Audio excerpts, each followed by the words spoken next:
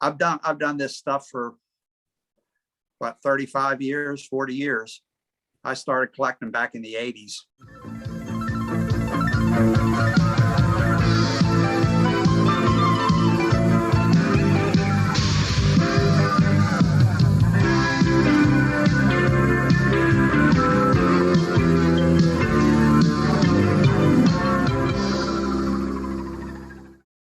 I'm that old, yeah. and it just started out as just a little hobby, and it just became an obsession with me. And I have got so much stuff. When I first started, I was just picking up the mainstream stuff. And the more I got into it, the more I thought, man, is there more of this stuff out there? So I started researching the history of wrestling and wrestling cards, and just kind of got into it. And I just started picking up things along the way. And my collection has grown to well over 300 full sets. I'm unlike most people, most collectors, I'm not a player collector. And I'm not a person who buys for investment. I don't do the grading.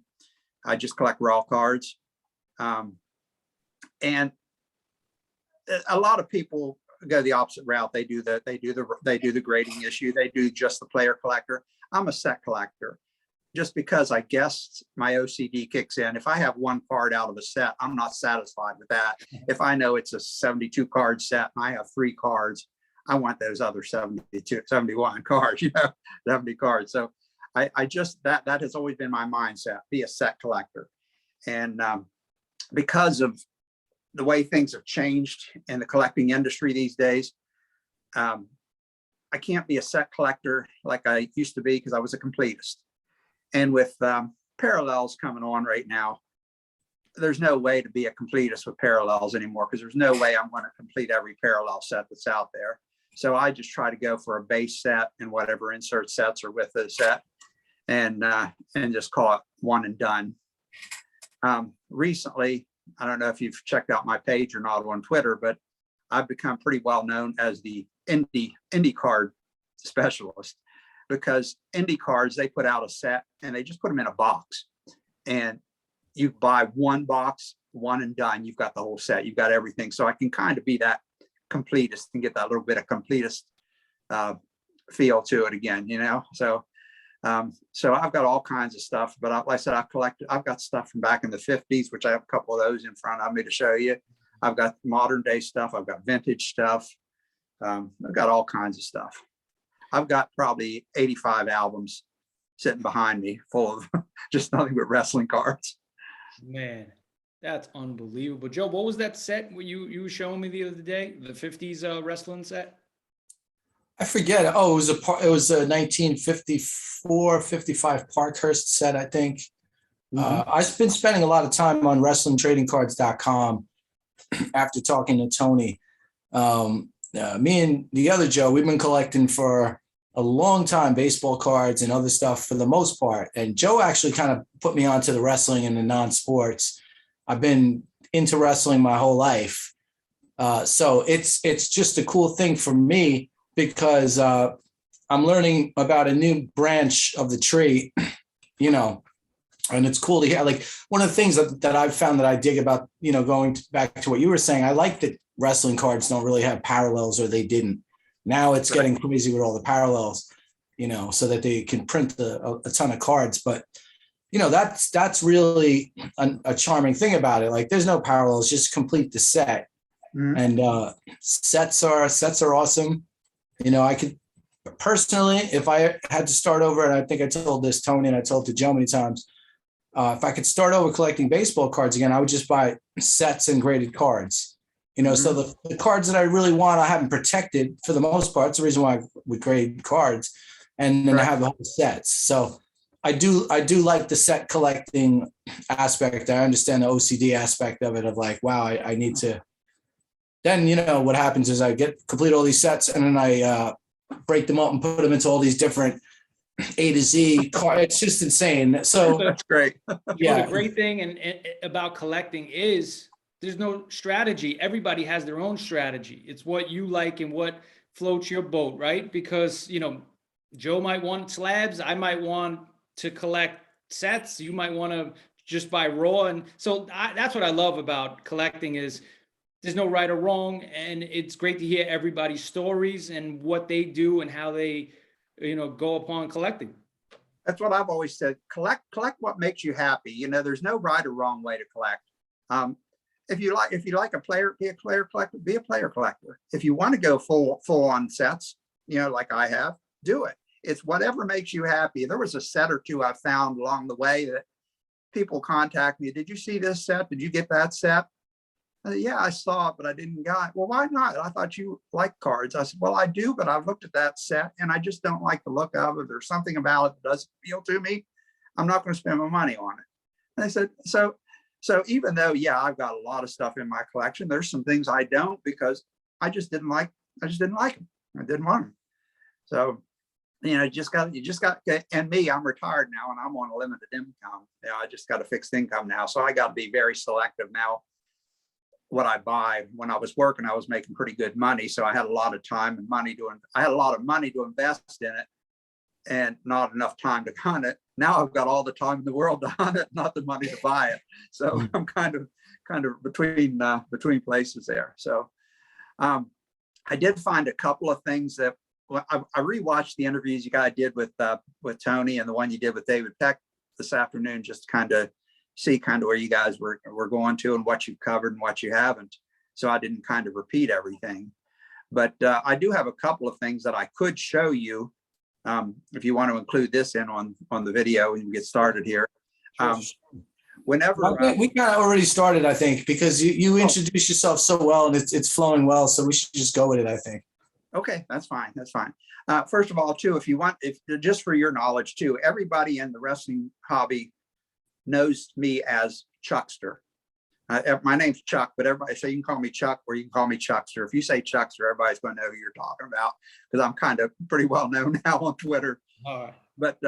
But whenever you were talking with Tony the other day, I believe the other Joe had asked Tony about ECW cards. And he said he had never seen any. And Tony said that there was a set that was made in Japan from the Japan tour, and he only had one card of it. There was 9 cards in that set, and I'm probably the only person I know that have all 9 cards. And I think I might have sent you a snap of them here a few weeks ago. You did. This is the entire 9 cards from that ECW set. What? There's some beautiful cards too. Yeah, really. Wow. They definitely are.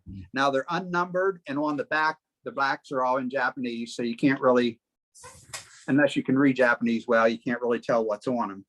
So cool. But you got Shane Douglas, the Pit Bulls, Raven, Sabu, Sandman, the Eliminators, Tommy and Beulah, Taz, and the BWO, New World Order. Is that something you had for a while, or is it something you acquired recently?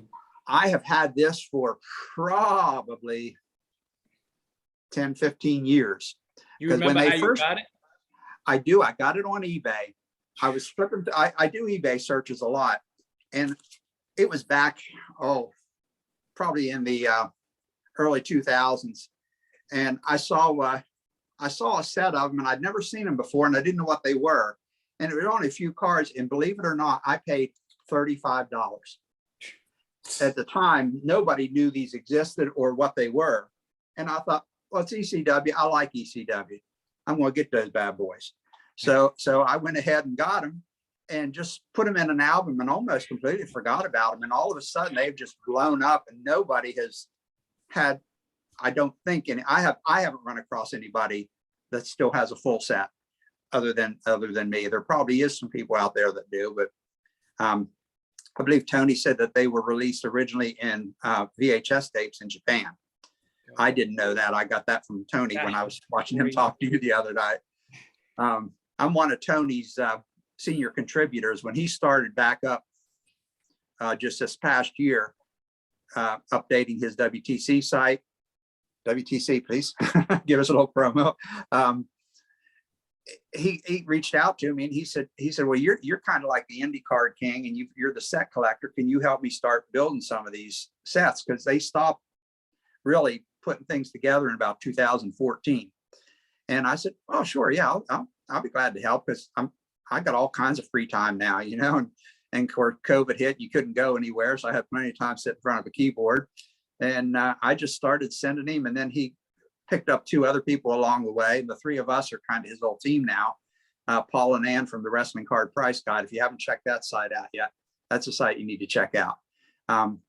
Because he not only has the cards, he actually has pictures, flip throughs that he calls, of all the sets, where he just puts them in an album and turns the page and films it, so you can see what all cards are in that. So it's a pretty neat site to check out. It's kind of goes hand in hand with Tony's WTC. When Tony was showing you the ECW action figure, I at one time in my life was an action figure. I collected wrestling figures. I collected figures, cards, and magazines. I still have all my magazines stored away right now, but I haven't even got them out. Last summer when I was packing to move, I took all of my figures. I had over 1,000 wrestling figures. I sold them to a toy store up in Pittsburgh. And so they're long gone.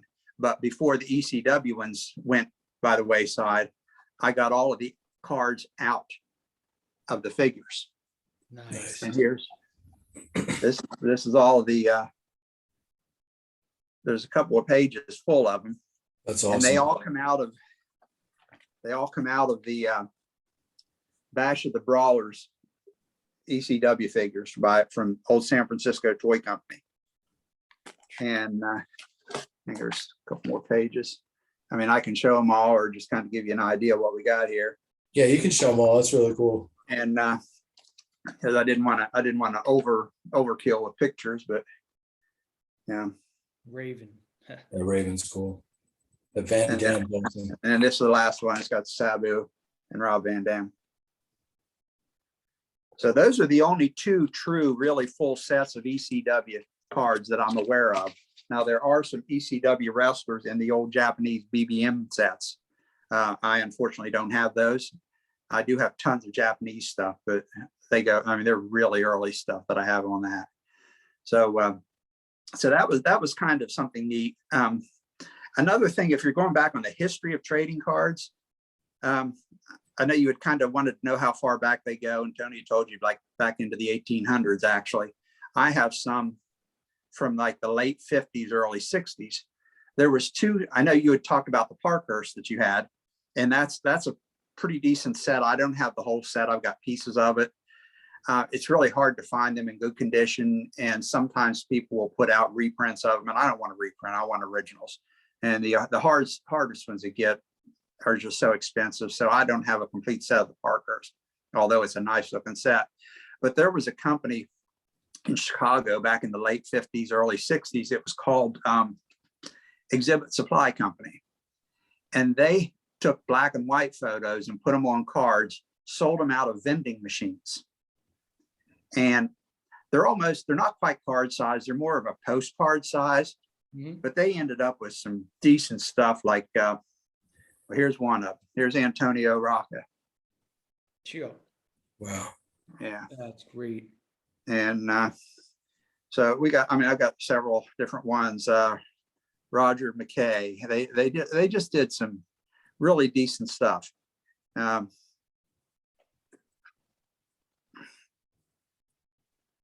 this is some decent cards. And I've got several of them here. I'm not going to show them all, but there's plenty of them here, big stack of them. And right about the same time, no, not about the same time, it was about 10 years later, about early 70s, there was a promoter. His name was Boyd Pierce. Mm-hmm. I don't know if you're familiar with him or not. He was a ring announcer and a promoter, and he would take snapshots of the performers that did his shows. He released those on cards. Again, they were all black and white. They're the same size as these exhibit cards. And there is so many of them. Nobody will ever know a true checklist of them. But I picked up, because I was a big fan of the Von Erichs, I picked up a few of the Von Erich Boyd Pierce cards. Like you have the Von Erich boys. What size were those? About the same as the exhibit? Yes, the exact same size. Okay. A little smaller than a postcard, but almost postcard size. And you got, Yeah, it's Von Erichs. these are just super awesome cards. And they're really not that hard. They're not that expensive and hard to find. Most of them aren't in that good a condition anymore, but you can usually pick them up on eBay from anywhere from like 20 to 50 bucks for either the Boyd Pierce or the exhibits. So these are a part of classic history, and people that really know their wrestling history will know these guys. Modern day collectors, I think they just kind of, and you got a lot of the younger people that really don't know the wrestling history that well, that these guys mean nothing to them. So there's a lot more out there for us old school collectors to pick up. Well, that's what me and Joe always talk about, is the cool thing about wrestling is so many hidden gems, hidden things of the, like when we were on Tony's site and he's got like a Mexican set, but there's no checklist.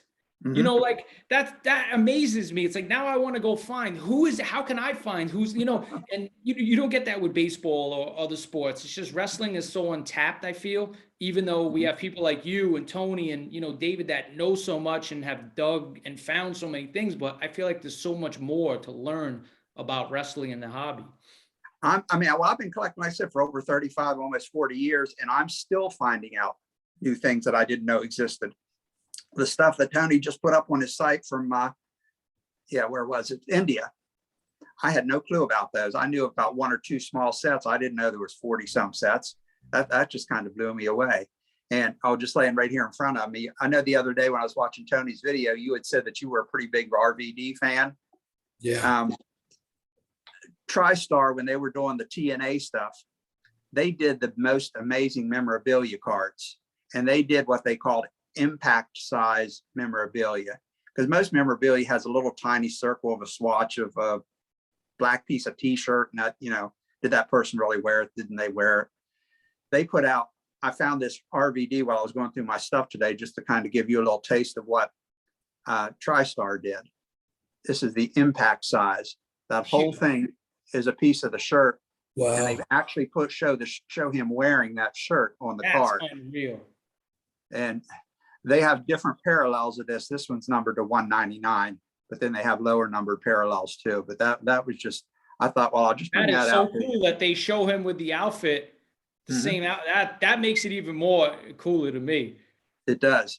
And when they started doing relic cards for wrestling, they didn't actually start them till about 1999. And the very first one was a Hogan, and it was called the Ringside Rarity. And that, once that hit, then everybody started doing it. But this is the Hogan Ringside Rarity card, which is the one that started it all. And that, what year, what set is that from? 99 WCW embossed. Embossed. Embossed. And I had a box of that and I sold it. Oh, wow. Wow. Yeah, they were a hard pull, but you can still find them pretty regularly on eBay. I mean, they're creeping up in price now. But and one of the last things that TriStar did is, I was a big fan of Sting, and they decided on their memorabilia to go ahead and do face paint cards. Now, what they did is they took his face paint and they took stencils and put on the card, and they took his face paint and put over the stencil, so it spelled out his name. And there was only like 10 of each. And I've got like a white one. Wow. And then this one, oh no, this one's numbered to 60. I'm sorry. This is the one that's numbered to 10. This was the black. Damn. The black face thing. Unreal too. Look at that. Beautiful card. Man. Thank you. But like I said, I was a big Sting fan, and when these came along, TriStar just got really innovative. And I'm thinking that when Upper Deck comes out with this new AEW stuff, I think they're going to start doing some pretty decent stuff like that too, because Topps just kind of dropped the ball the last 5-10 years. Their stuff was so repetitive and so old school. It just, it's nice to have an autograph of somebody, but I mean, and no dig on the guy, but who needs 10 Miz autographs? I mean, they're constantly putting a Miz in there. They're constantly putting some of the lower level guys, and you hardly ever get any of the higher level guys. And every time you open a box or two, you're just pulling out guys constantly over and over. And their relics got so boring. It was either a ring mat or a piece of black shirt. And that was kind of it. So I was so glad when TNA got their license and they started doing this type of stuff. Years ago, Fleer, I think Tony might talk to you about Fleer. Fleer had the license for about 3 years, I believe it was, 2 or 3 years. And they put out some amazing relics. And one of their relics was the Dudley Boys. And the Dudley Boys was pretty well known for putting people through tables. So here's a little piece of dual tables, piece of the table. That's the coolest relic, a table relic. That's amazing. Yeah, that's so cool. This is just the stuff they did was just Fleer took collecting to a whole new level. And I'm sorry they lost the license so quick because they did some amazing stuff with theirs. And of course, the iconic one now that you've probably seen just about everywhere, the Rock and Mick Foley dual relic. That's awesome. Man, that's a nice car. And then, of course, the one everybody wants that you can't afford these days. And I picked this up for, I think, $75 a few years ago. The only Rock autograph card that was ever released in a WWE product. That's crazy. That's such a nice card. And all the other wrestlers have several cards. Rock has this one, and that's it. It came out of one of the Comic Images releases called Superstars with a Z on the end of it. So, you know, these are the things I look for. I just look for the iconic pieces, the ones that have stars on them that are just different. It's not a picture of Sting with a T-shirt. It's Sting with his face paint on it. You know, or it's the Dudley Boys with a table, and that to me is just so cool. I just love stuff like that. And again, I got into collecting just for the fun of collecting, and I still collect just for the fun of collecting. Again, I'm really not an investor. I'll probably never sell my collection. It's just something I enjoy, and it has helped me be able to help Tony rebuild his site a little bit and give him some of the new information he needed. Because again, like I said, I got really big into the indie stuff the last couple of years, and there's some amazing stuff there. And I'm finding indie card sets that have, I don't really want to call them rookies. That's another debate we won't even get into. I just call them like their first appearance on a card. Of early, there's a guy named Tommy End. He's now wrestling as Malachi Black. He was Aleister Black in the WWE. He's Malachi Black in AEW right now. And the set that his came from was a PWG set. I don't know if you've heard or are familiar with PWG Bolas, Battle for Los Angeles, that takes place out in LA. And they do cards for their shows. Well, they did them for 3 years. They did them in, I think, 17, 18, and 19. And Tommy End had his first appearance on one of their cards. And now here he is performing on AEW as kind of one of their main big stars. So it's cool to find early stuff of people for me, and just like 5-10 years down the road think, wow, I knew them when, or I have a card of them from way back when, before they were even a big name. And those Bola sets are bringing in lots of money. If you can find one set of them for $200 to $300, you're getting a steal. And they're just amazing cards. I do have all complete sets of those. Did you guys have any questions, or I can go on. I can talk. No, I was thinking about before. Who was your favorite wrestler growing up? I bounced around a lot. I actually didn't get into wrestling till I was in my early 20s. I never watched it as a kid. When I first started wrestling, it was right about the time, watching wrestling about the time of Rock and Wrestling, or first WrestleMania. So obviously Hogan was my big first choice. Then it became Randy Savage. And then for years, I was a big Shawn Michaels fan. And then it just kind of grew from there. But those were probably my top three: Hogan, Savage, and Michaels. I made sure I got to see all of them in person at least one time in my life. I'm only about 2 hours out of Baltimore, so it was an easy drive to get a ticket to drive to the Baltimore Arena or the US Air Arena at the time, or different places. And Altoona used to have a lot of shows. I'm only about an hour and a half out of Altoona, 2 hours out of Altoona. So where I sit in Maryland, I can be in West Virginia or Pennsylvania within in an hour or less. So I can get to a lot of places. I'm pretty centrally located here in Maryland. And and they do a lot of indie shows in our area and with a lot of the local guys, but to kind of draw in the crowd, they'll sign like one or two big names just to come in to draw the crowd in, and you get the locals wrestling, and then they bring out the big guy at the end. Just, I guess they do that. So I've got meet a lot of stars through that way. I mean, Tommy Dreamer, I've met Rhino, I've met, oh my goodness, so many people, Hacksaw Duggan, Bam Bam Bigelow, Luna Vachon. I mean, I've just met so many of the big stars, and a lot of them aren't with us anymore. So Shane Douglas, just not too long ago, I met Shane Douglas. There's just so many. I love attending the live events, and a lot of times I can go to the gimmick tables. You'll find cards, or a certain wrestler might have a card. So that's another way to find what you're hunting for. But there's so many cards out there that, again, nobody will ever know everything that's out there, but I'm trying my darndest to find them. And What was the first set that you ever collected of wrestling cards? first set I ever got was the 1987 WWF Tops. I was out shopping around one day and I saw them.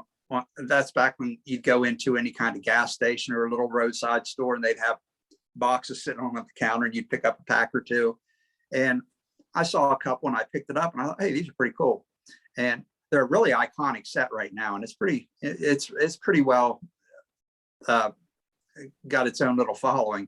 It's got a lot of rookies in it, but I liked it, so I started buying pack at a time, and I put that set together pack at a time, and that was fun. That's how I enjoyed doing it. I think it had like 22 stickers with it, and it might have been it was a 60 or 72 card set. So I put the whole set together along with all the stickers, and that was my break into the wrestling card world. And then I thought, well, these are pretty neat, and I started looking around to see what else was there. I think my next set I got was an O-Pee-Chee. O-Pee-Chee's had some pretty decent sets out, and then it just grew from there. Then I started researching, and I got them online. I'm back in the days where you got into the internet on an old dial-up modem. You had that screen, you get on there, and I type in wrestling cards. And the first thing that I saw popped up was something Tony used to run called Com Collect, where he tried to list all the wrestling card sets and kind of give them values of what they were worth and everything. And I got in touch with him through then. That's when I first met him. That's been probably over 20 years I've known Tony, mostly just through online. I just met him in person for the first time this past summer. I would contact him because he sold cards a lot, and I contacted him. Now I'm trying to complete this set. Do you have this and this? And I'd buy from him. And then he started the WTC site, and they had message boards on there. So I'd get on their message boards, and I'd start talking back and forth to the different people on the boards, and started trading and buying and selling from those guys. And it was just a small, close-knit group of collectors there on his boards. And I didn't realize how many wrestling card collectors there were, because just last year I got on Twitter for the first time. And I was so astounded at how many people knew who I was just from Tony's wrestling boards. and I got, and of course, now I'm on Twitter almost every day, and I've gotten to meet a lot of good people, and a lot of people have helped me out with my collections. So I'm just always on the hunt for something unique and something original. A fun thing about wrestling too is they don't always just sell you wrestling cards and go out and buy a box or buy a pack. I like to get those little offbeat wrestling things, like food products used to have a lot of wrestling stuff in them. Back in the early 90s, I think it was 91, Swanson up in Canada, Swanson TV dinners, put cards, 2-pack of cards in their TV dinners. And they're still fairly easy to find, although a little expensive. And they have some of the most iconic images on them. And the Jake the Snake is really cool from that set. I know that. Yeah, that's a cool card. Yeah, here's it. I didn't know those came from a Swanson TV Yeah. dinner box. I've seen those. So those hand cut or were they? No, they're a regular Oh, they came in like a plastic. legit card. And yeah, that's a whole set of them right there. There's actually But a Jake the Snake on eBay right now with an autograph for like $100 from that Yeah, set. that's a fair, decent price on that. That's a real good price on that. Yeah. And but they were released in Canada. They're not an American release. They were released in Canada. And other food products they did for years, probably about 17 years, they quietly released trading cards in ice cream bars. And those were some of my favorites. I'm still chasing those to this day. I don't think I'll ever complete that. But they started, Gold Bond started putting out ice cream bars, and they would have a trading card down in the box. And then after Gold Bond, then Good Humor took over, and they continued the releasing those. After they went away, then Unilever, which is a hot ice cream company, they continued the brand. It ran for almost 17 years. So there are a ton of those cards out there. And I've been working on those for God knows how long. Now, and it was to me, it's easier to find the Gold Bond and the Good Humor ones, the earlier ones, than it is the Unilever, because I don't think a lot of people knew about the Unilevers, or it was a smaller company. I don't know, but Yeah. it's really hard to find the Unilever stuff. But they also did, back in the days when I used to bend my elbow quite a bit at the corner bar, they took these little tiny sticker cards and put them down in bags of potato chips and popcorn. And they're real small cards, and they were sealed in plastic, so the grease from the potato chips or whatever didn't get on them. And I have a couple of sets of those. I would sit in the bar, and you get to drink and you want that salt, so you give me that bag of popcorn, give me the one that has that sticker in it, and so that's how I accumulated that. I accumulated that set by just sitting in a bar quite a few nights. That's awesome. Yeah. And let's see, what else did they do that had like a food product? There was, I think, let's see, there's a couple other food products out there. I can't really quite remember what they are, but like I said, I like to find those really offbeat stuff. And then there was I don't know if you remember the acne medicine called Stridex. Yeah. It was like a little pad. They decided to put wrestling cards in their product one year. And they're just little small cards. Wow. That's unreal. Who would And ever there's only think like random seven thing? of them. And that's the whole list. And on the back, it lists kind of like a little bio, This is so cool. Well, That is like I said, I've worked retail all my life, so all the kids knew I was a big wrestling fan. So there was always a lot of teenagers working retail. Like they knew I was into it, so they come in. Do you have this one? We got this out of our Stridex. You want it? So I ended up getting this from a lot of my boys that worked for me over the years. But that was just when did those come out? These come out. Let me see if I can find the date. 1997. They're just called Stridex wrestling cards. Joe knows, like those off-brand stuff.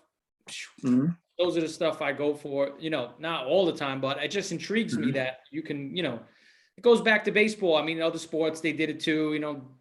The old Mhm. coins that came out of like iced tea, Salada, I think they were called. But like, there's so many different things. But like I said, it's such an untouched thing. I mean, to hearing that from you, for the last maybe, I don't know, year, I've been searching and back on my wrestling grind, looking for different things. But see, I never came across any of those.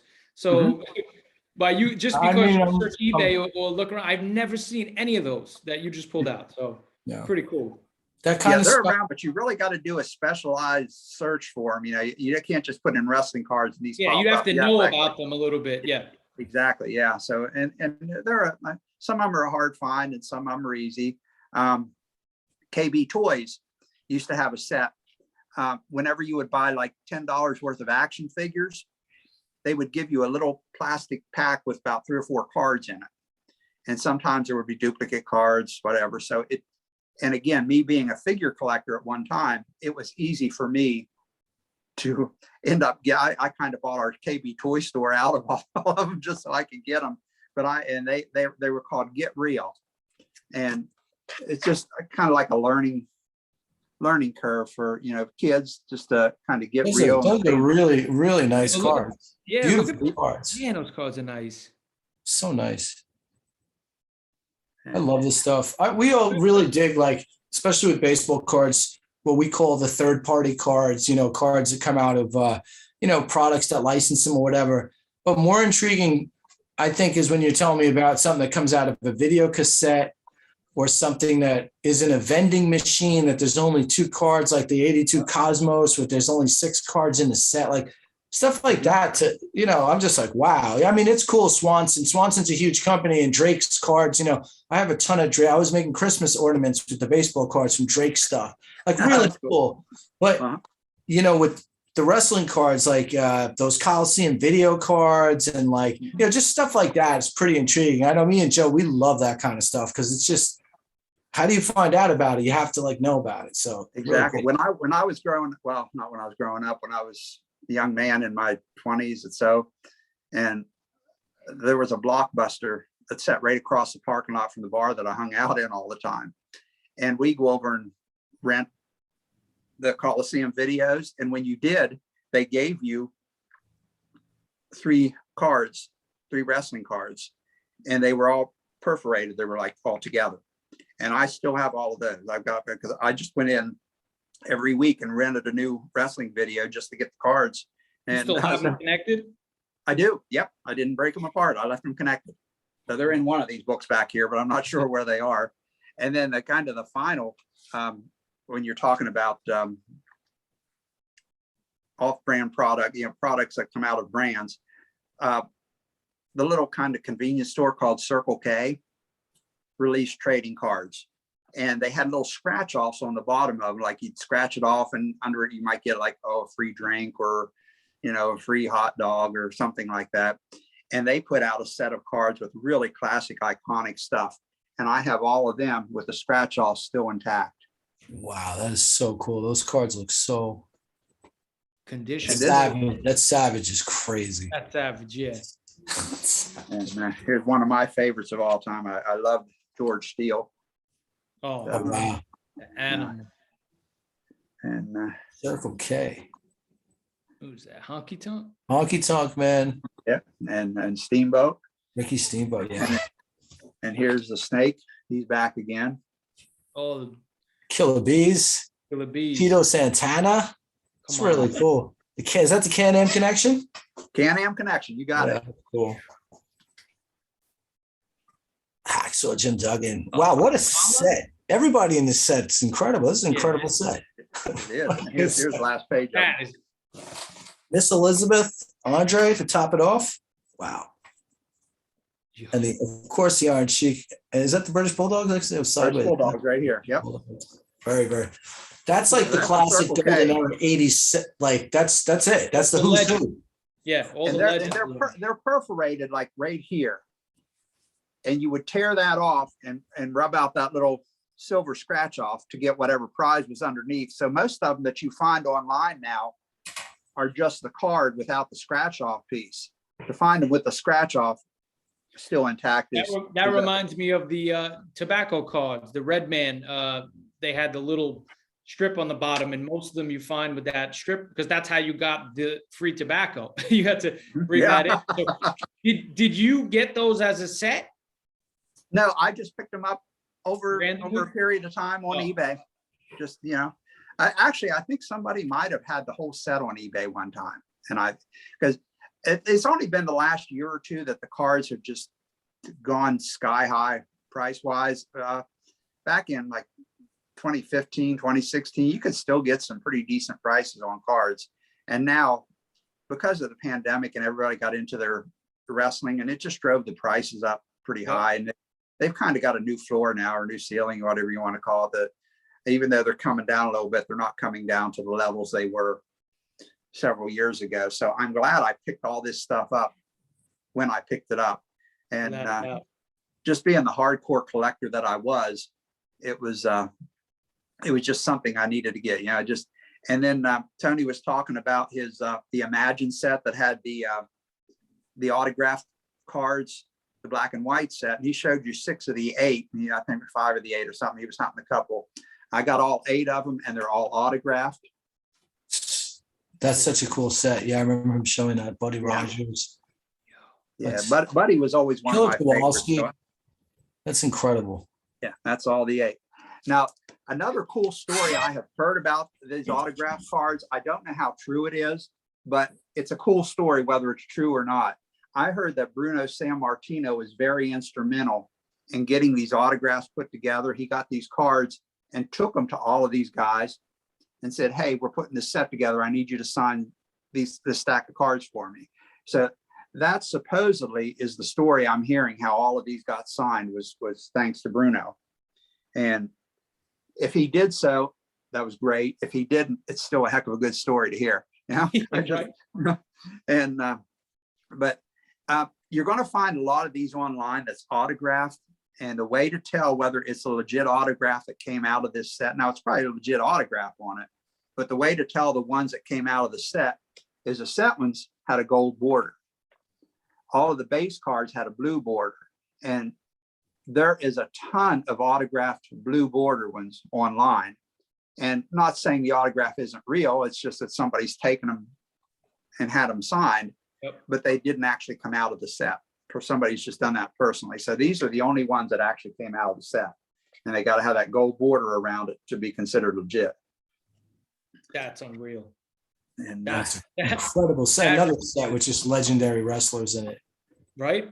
And to just have, yeah, because if you have the autograph, all right, that's cool, but you don't have the original OG set unless you have it with the golden. Wow, that's crazy. And the guy up in Canada, Paul and Ann, that runs the Price Guide, he and I didn't realize it, but one time there was one of these cards online that I really wanted, and I was bidding on it, and somebody kept outbidding me. And I finally, just one night, I got on there and I put in a stupid high bid. It didn't go up that high, but I didn't. And when I got it a couple days later, I said to him, I emailed him and I said, hey, I got this card. And he said, so you were the ones that was bidding against me. We were bidding against each other and didn't know it. That's awesome. Yeah, that's great. That's funny. You know, yeah, I gotta ask you, is there like one card or one piece of memorabilia, anything that you treasure the most from your collection? I'm about ready to show that. It's a set of 4. There's only 25 of each of these in existence. Ric Flair's career. Wow. And these are all on-card autographs. They were put out by Leaf back in 2012.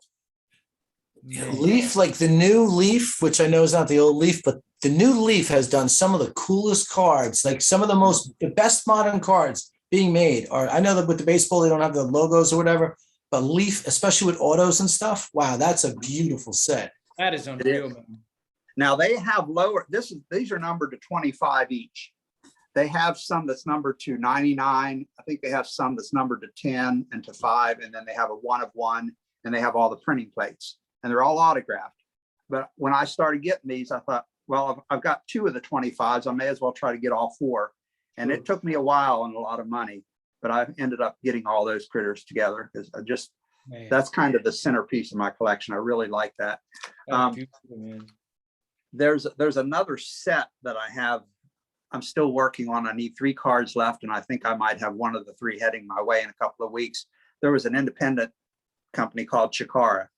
I don't know if you're familiar with Chikara. I do. Chikara, yeah. There's 3 cards I need from that are so hard to get, and one of them I think I'm going to get. They had it was mostly masked wrestlers, and a lot of the wrestlers have gone on to become big names, like Claudio Castagnelli, who is now Cesaro. They had this group of guys under a mask. They called themselves the Colony. And one of the guys under that mask is Orange Cassidy. So it's his first appearance on a card, but he's under a mask. And I think I might have a connection to get that one. And I've been wanting that thing for a long time, and it's been and then there'll only be 2 that I need left. There's only like 39 cards, and they were released over a period of years. They didn't put them out all at once. They would put them out at their shows, and they'd hand them out or give them out as freebies. And it is just such a collectible indie set right now. And there's people now in there that are part of the Dark Order on AEW. There's just so many big stars in there now that were rising stars then, and they're under masks. And I just, that to me kind of fascinates me. So if I get that colony, that'll probably end up being my centerpiece. But right now, the whole wrestling hustle of the business, right? Is like, look at you, you're trying to get a card that, like, how long? It's the chase, that the journey of a set, right? Makes it even more fun. You know, it's not when you finally complete it, it's actually like, it's cool, but like, you love the chase, and that drives people. That's what, there was a set that was released back in 2015 that was probably my second favorite set of all time. It's called I would probably knock it up as my first favorite set, the 2010 WWE Platinum set. And it was a first really kind of high-end cards they put out. They were real thick stock, and they were really nice and had beautiful autographs in them. And I decided, that was back when parallels weren't so rampant. So I decided to try to put all the parallels together. And I had all of them except one card. And I have been hunting that thing for 10 years. And I found it last fall. What? Off of COMC. Somebody had it on COMC.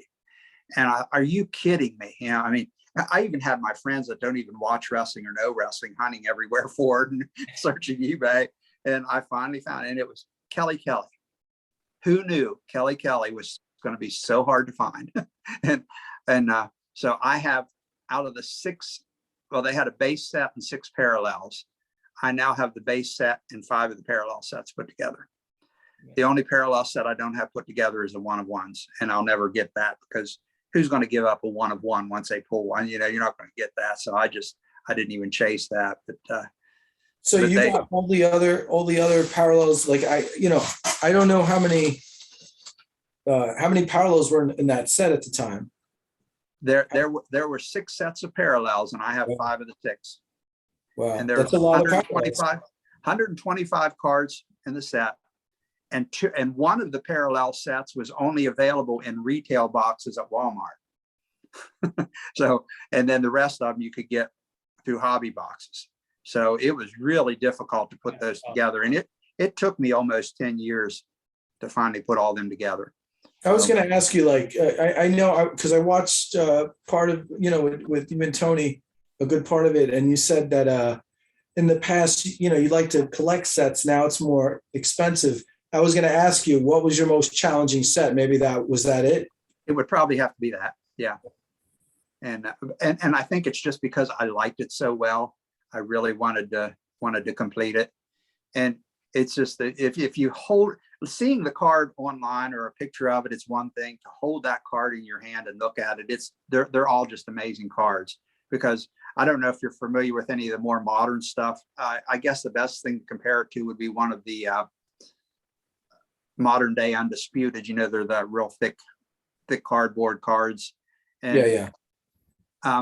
And I like to find errors on cards. And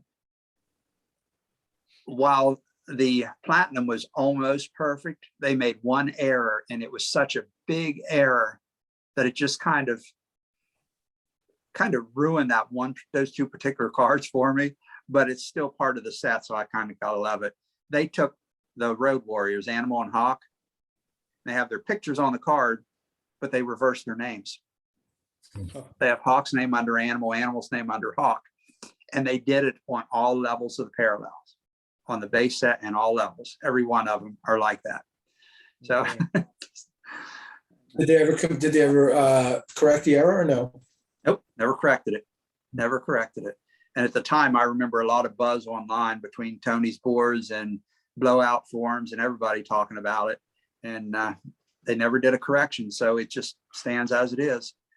But Topps in later years, especially the last couple of years, made so many big blunders, and that while I'm sad to see Topps go out of the wrestling world by the end of the year, I'm kind of glad that somebody else is getting a shot at it, because Topps got really lazy. I was a big fan of the Topps Now stuff.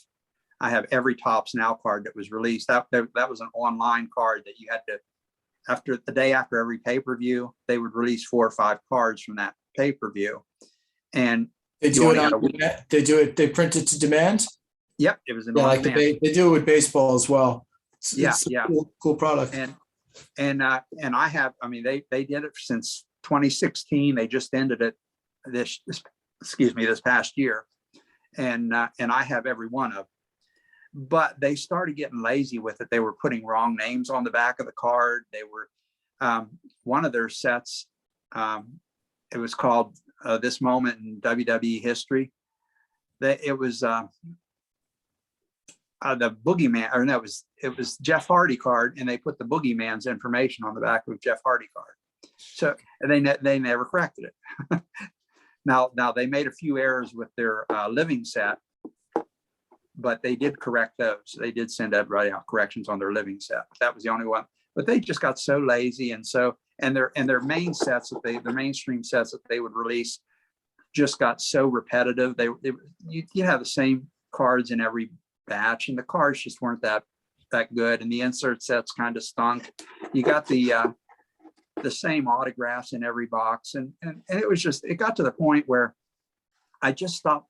I love to break boxes. I just think that's fun, but because the price, first of all, has gone up and I can't afford to break boxes, I've now kind of limited myself to just going online. Once somebody puts a base set together, buy the base set and maybe an insert set or 2 and call it one and done. Because I just, towards the end, probably the last 2 years, I didn't really care for the Topps product. This year, they've blown it out of the water. I think they knew they were kind of going by the wayside. And the last couple of sets, they put out the Finest and the Chrome, and they just released Heritage this past week. All amazing products, nice looking stuff. So they're going out in a good way, but for several years there in the middle, Topps just really messed things up, and I was kind of disappointed in that. So I'm anxious to see what Panini's going to do once they get the license. Probably my second favorite set would have been the 2015. They call it Undisputed. It was the first year they put it out. And the first year they put it out, they did so many amazing things with it. And I started collecting the parallels to that too. And I think there was 3 different parallels to that level, 4, but I got 3 of the 4 levels of parallels of that set. But they did something really unique, and you guys are going to love this. Of course, they were those long flat boxes when they put out the hobby boxes. They put in random boxes, they put box toppers that were the size of the box, and you didn't get them in every case. But they had the wrestlers take an ink pad, and they would take their fist, mash down on the ink pad, mash down on the card, sign it, and hand number it.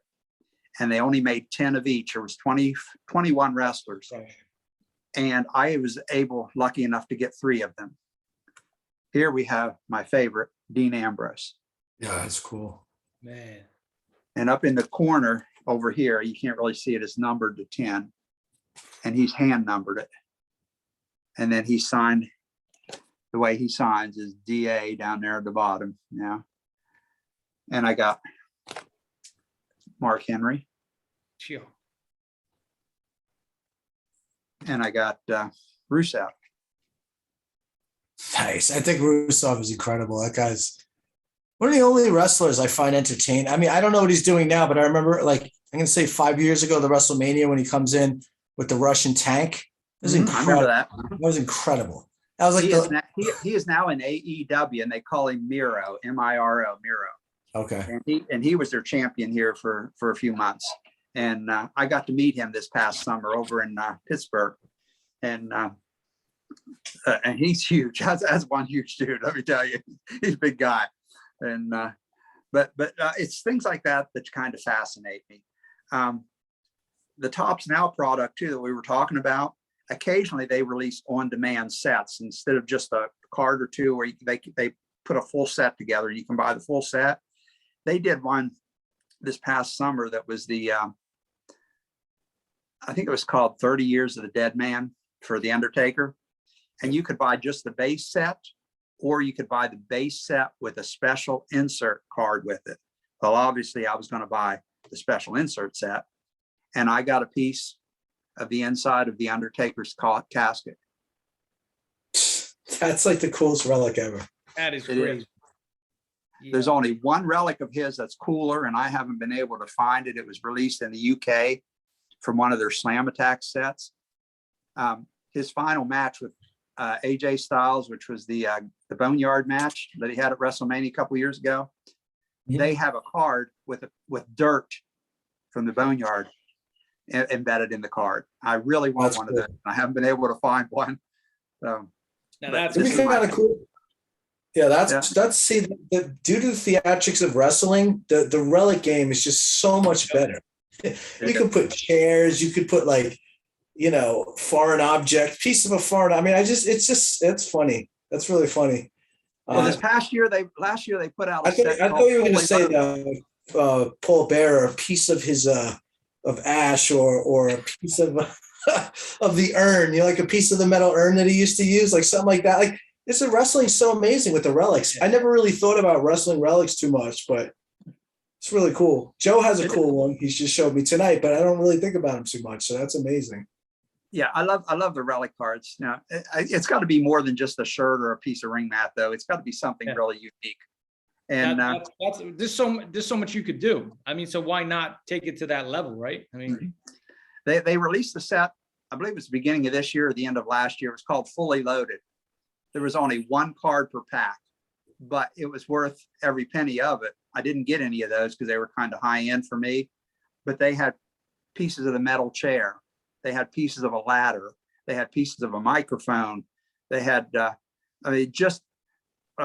course, you had tables, ladders, and chairs matches. So they had a piece of each of those embedded in the card, and they were autographed, and they had the relic in them, and they're really sharp looking cards. And so that was kind of top, showing that they still had a little bit of something in them. And it's just a shame that they kind of went by the wayside. One of my favorite. I'm looking forward to see what Panini could do, though, because they make some beautiful cards. And I think with wrestling, I mean, if you look at the UFC cards that they make, and even the F1, and I mean, there's a lot of potential for Panini to have a great product.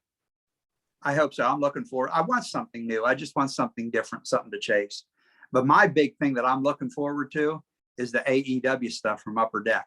I'm a huge AEW fan, huge. And when they announced over a year ago that they were going to make these cards, I just kind of went on the hunt for it, and I waited and waited and waited. And they finally announced it at the National this past year. And they said it would be out in, I think it's like October, and then it got moved to December, and then it got moved to January. Right? Yeah, they keep pushing it. Yeah. But now I think I've got a pretty good date. It looks like it's going to be December 31st. That's the latest date, because they moved it to January 26th and then bumped it back to December 31st. Did they show what the cards are going to look like? They have some, yes. Yeah. And the odds of hitting anything good are really astronomical. So I think that's going to help a lot too. Everybody's saying, well, Topps always put 2 autographs or an autograph and a hit in each box. And they aren't doing that. There's going to be like a 16 box case, and there's only going to be like 4 autographs in that case. I think the odds for the relics are going to be a little better, but they're going to have like sticker autographs, and they're going to have on-card autographs. And the on-cards are going to be called on the bottom line, and they have like all their really top stars signing those, and they're really nice looking cards. They did on their e-packs here a few weeks ago. They did where you could, or it's been the last couple of months, I guess, because after the cards were already made, CM Punk debuted, Daniel Bryan debuted, Adam Cole debuted with all AEW. Well, these cards were probably already in printing. So on their Upper Deck website, you could go in and they released promo cards with those 3 guys on them. So I went in and made sure I got those. And then at the National up in New York, they did their uncut 9-card sheet of cards, which kind of gives you an idea of what their cards are going to look like. Of course, it's just a promo sheet, but they're pretty decent. I picked up a couple of those so I can add them to my collection. Nice. Another company I liked was TNA. I was talking about them a little earlier. One organization I liked with TNA, they had their little stables of people. They didn't last very long, but they called themselves the Main Event Mafia. And they took all their high-end stars like Sting and Booker T, Kevin Nash, Kurt Angle, Scott Steiner, and then they brought Booker T's wife in, Charmel, as their manager. And they released a Main Event Mafia 6 autograph card. Wow, there's a lot of great names in that. Sting. Wow. And there's this set's numbered to 25. They had parallels of this too, but I have never, ever, in all the years they've had, this came out in 2009, I have never seen any parallels numbered other than the 25. They're advertising that there's more, but I have never seen one. Until I actually see one, it don't exist to me. Yeah. Yeah. So that's kind of the way I look at it. And that undisputed thing that I showed you, those fist cards, they also did what they called 4 corners cards, and they were book cards. You open it up and you get 4 autographs in there. That's nice. That's really cool. The booklets are huge now. I mean, like, you go to National Treasures and all those high-end sites. I mean, you just hope if you hit a booklet, I mean, well, Yeah. see it in wrestling. I didn't even know they even existed in wrestling. Another set that was kind of unique, and we were talking about offbeat, out of the way things. Back in '99, WCW did a tour of Peru, and they released one set in Peru. And they were as you could get it as a full deck in this box. What? And then it opens up, and you got all your cards inside the box. Wow. And on the back is the complete checklist. And 8 of these cards are foil cards. Now, you know, they have like a little shinier look to them. And not only did they release them like this, they also released them in individual packs. But again, they were only released in, these are like the packs they came in. They were only released in Peru. You could get them like this, or you could get the whole deck. Obviously, I got them both. And what a lot of people don't realize. Are those unopened packs? No, these are all, I opened them to get the cards out of them because I was hunting. There are 8 chase cards. And a lot of people don't know about them. And I bought these individual packs hunting those chases. And of course, you can see they were like 50 cents in Peru. Are they expensive? Like, are they, I mean, to buy, can you even find them now? Like, is it? If you can find these, you're paying probably $200 for a box. So fairly affordable, but really hard to find. If you can find them, you'll do okay. But finding them is another story. Now, there's a site that I deal with called Husker Halves. He sells individual trading cards of everything. He's just redoing his store now. And but I've bought from him for years. He has all of these individually on his site, but they're pretty high end price. So to put them together, it'd be kind of expensive. But actually, I think he's already got these listed on there, so you can even check his site. But he kind of works hand in hand with me. He and I have been friends for a while, and I buy a lot of stuff from him. And he's updating. He had a store for years, but this past year he decided to update and bring up to speed. Pardon? eBay store? Is what? Is it an eBay store? Yeah, no, it's just a website. Say it again. Husker Halves. Husker Halves, HUSKERHAVS, Husker Halves, and I think he's got everything updated again to like 2002 right now, but he's still adding because he had a beautiful site, but it was just so massive, and he wanted to update it. He had so much stuff that he has to redo it from scratch, and it's just him working on it. So I think he's got everything from like the 1800s up to about 2002, 2004 right now. And hopefully by the end of the year, he'll have everything in place. But he just sells individuals. He sells a few sets, but mostly he's an individual card seller, because I always hit him up whenever I have a set that I'm only missing like 1 or 2 cards. I'll go to his site and check it out. But yeah, and I supply him with some images for his site so he can show what, even if he doesn't have it for sale, he puts the set up and puts a picture of all the cards so you can at least see everything that's in the set.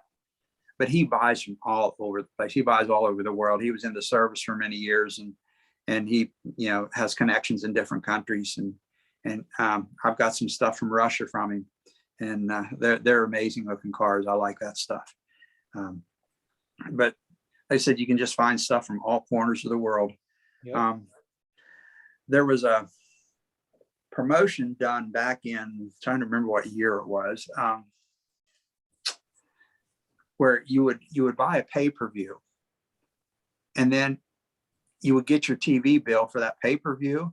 And if you sent it in to Fleer, they would send you a pack of cards. And those are probably one of the biggest collector's items. People are really having a hard time putting these together, but they would come in like a set, like this is still a sealed set. This was set number 5. And you would send in them, and they would, throughout the packs, randomly inserted were ring mat cards, and the mat was from WrestleMania 19 that they embedded in the card. They made 8 of those. I have 5 of the 8. And these are next to impossible to find. The guy that has the other 3, I know a guy that has the other 3, and he lives in the UK. And so between he and I, we have the full 8. So I can verify that they all 8 exist. But they're just a pretty decent looking card. And on the back, it's got the COA. It's awesome. So rare. Wow. I mean, how rare could you be? That's crazy. You guys basically have all the cards in existence. That's unreal. Pretty much. That's unreal. And they did belt cards. Topps did belt cards, like their championship belt cards. And 2014 was the first year they did them. And they released, there were 6 different belts at the time that they had. So they released 5 cards for each belt. And one belt card from each of those 6 sets was limited to 100 each. The others you could find in mass quantities, but the ones that you could find only 100 of, so that means there's only going to be 100 sets ever made. One of those 100 was The Undertaker. Wow. One of those 100 was Andre the Giant. Yeah, Christian. Yeah, AJ Lee. Look at that. That's ill. Like AJ. That's one of my favorites. Roddy Piper. So awesome. those And cards. probably the most So difficult one for me to pretty find. This cards. took forever. This was DX. I hunted for probably 2 years before I finally found this one. That's Man. probably the hardest of the 100 to get.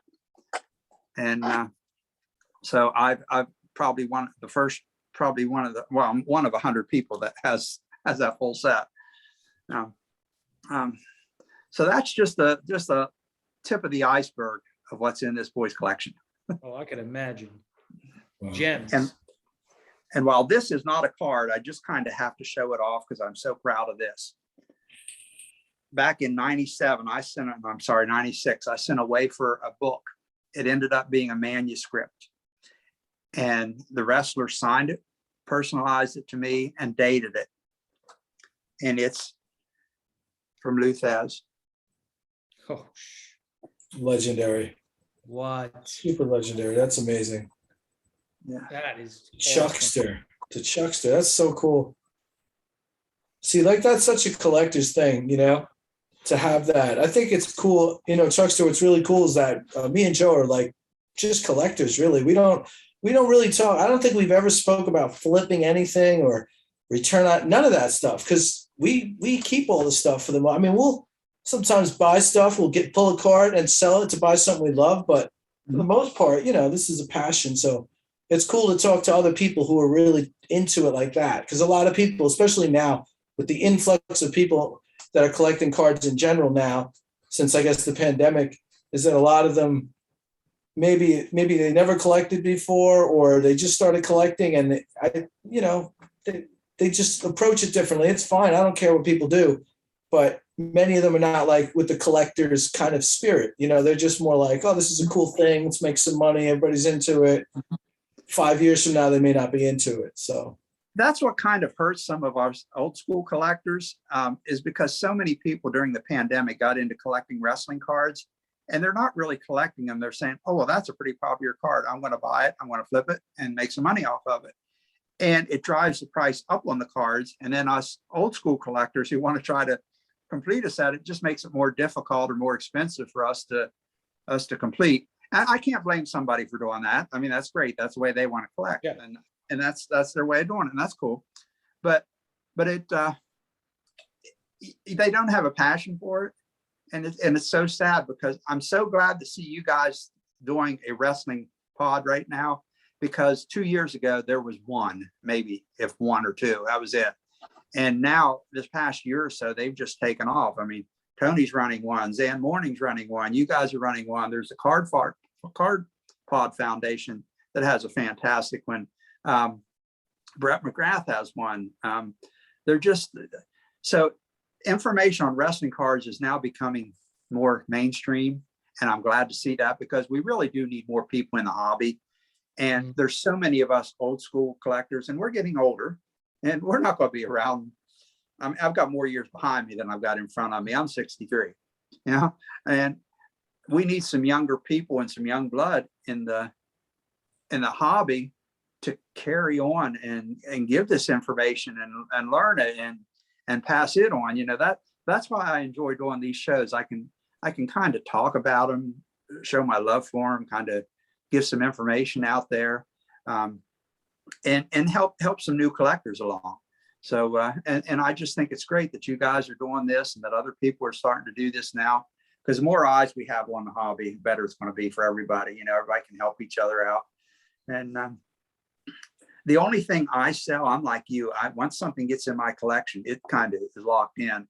The only thing I sell is if I have extras of something, I'll maybe sell a base set of something extra.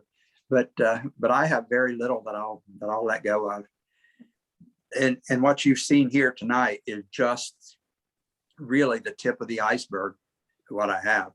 And I just kind of wanted to show you various kind of cards that's out there that you can look for, and that it's not all just a base card with Roman Reigns picture on it or John Cena's picture on it. Or Well, that's the cool thing about it is showing stuff that we've never seen and probably most people haven't. And that's why, guys like you and Tony and, and Peck and those guys, I mean, have stuff that no one has, and that's what makes, listen, we're baseball card collectors, but we grew up loving baseball and wrestling together, but getting back into the hobby, I don't really watch a lot of the new stuff or care to collect for the new stuff, but when I go back into the old cards, it just brings me back into my childhood. So it makes me back into a kid again. And to find stuff from your era, or like we spoke with Peck about, even Tony maybe about, we couldn't only watch WWF because we lived in New York. So we didn't get to see a lot of Texas wrestling or Florida wrestling, and when you did somehow find it on your channel, you were just like, because oh my God, who's that? Abdul the Butcher or Kevin Sullivan? What the heck? So that's what makes it go back. Now I could go buy a Kevin Sullivan or Abdul the Butcher card that I couldn't have got when I was a kid. I didn't know where to get those. So reliving your youth and then, something you love, no matter what age you are, it's the same love. It is. And that's what I preach to people too. To me, it's just nostalgia. It's fun and nostalgia for me. It takes me away for a couple hours, and people said, well, you have all these binders. Do you ever really even look at them? You get your cards and you put them in now. Yeah, I really do. about once or twice a week, I'll pull out an album of cards and I'll flip through it. Oh, I forgot about this set, or I forgot about that set.